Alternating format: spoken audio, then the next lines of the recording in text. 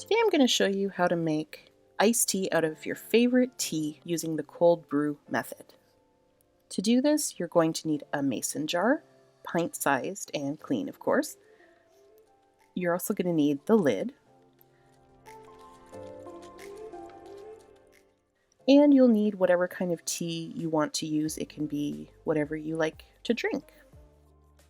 You want to make sure it's fair trade tea because fair trade tea makes the best iced tea. You'll also need about 2 cups of regular cold tap water. And that's it. To begin with, we're going to place our tea bag into the mason jar. If you have a string on it, you might want to hold on to it so you can have easy removal afterwards. And then you pour the water into the jar.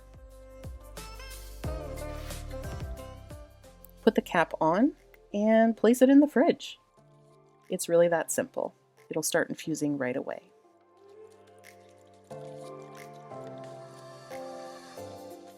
This is a hibiscus tea, and the nice thing about hibiscus is that because there's no heat involved, it never gets bitter. I used a green rooibos tea from Tiga for this tea. It's naturally decaffeinated, and it makes a beautiful golden tea.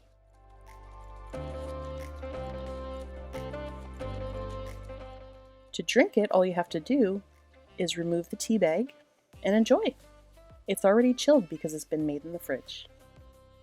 If you want it a little bit sweeter, just add a little bit of agave nectar, or if you're not vegan, you can use a little honey. And here's the hibiscus. You can see it's a beautiful deep red color now.